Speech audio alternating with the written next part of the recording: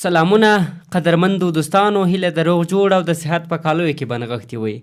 د واده په اړه په زړه پورې متلونه او د لویانو خبرې مجردان دې هرومرو واوري. نیوټن وایي واده هغه پیوند دی چې له یوې ونې سره بله ونه پیوند کوي.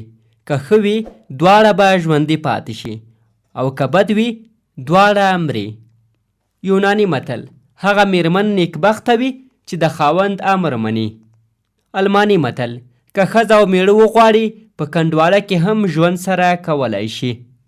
ایټالوي متل میرمنې دوه ډوله دي، له یوې سره کیدلی شي ډېر څه ومومي او له بلې سره به فقیر شي.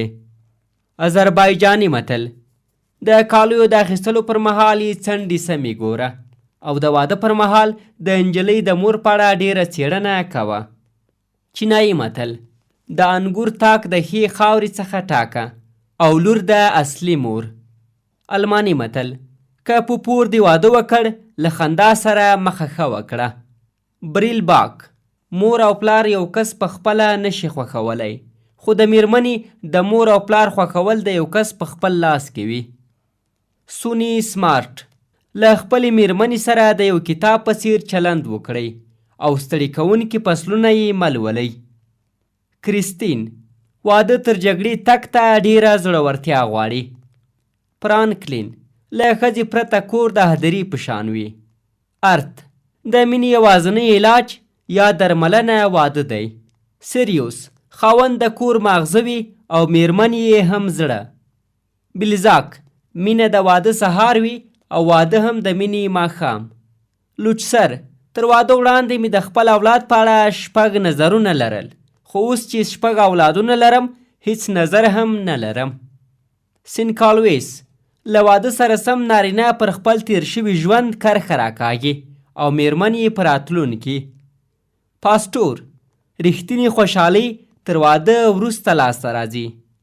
سقرات واده وکړئ هر ډول چې وي، که مو په زړه سم واده وکړ یو نیکبخته سړی به یاست او که ناسم و فیلسوف به شئ. لهستاني پو جګړې ته تر تګ وړاندې 2 ځله ځان ته دعا وکړئ، خو د واده کولو پر مهال 3 ځله. ویلټر څومره چې متحل کسان ډیر شي جنایت هغومره کمیږي. مارک واده داسې تړون دی چې په ټوله نړۍ کې چلیږي. ناپیلون واده تل مینې ته د پای ټکی ایښی دی. رولاند هغه واده چې د پیسو لپاره وي پیسې له منځه هم وړي. البریت میرمنې د دې لپاره له نارینه‌و سره واده کوي چې تغییر وکړي، خو نه یې کوي، او نارینه هم د همدې لپاره خو نه یې کوي. قدرمندو دوستانو، دا و د واده په اړه په زړه پورې متلونه او د لویانو خبرې. تر بیا او نورو په زړه پورو معلوماتو تاسو په لویه بخښونکي خدای سپارم. پاک کلامو ملشه.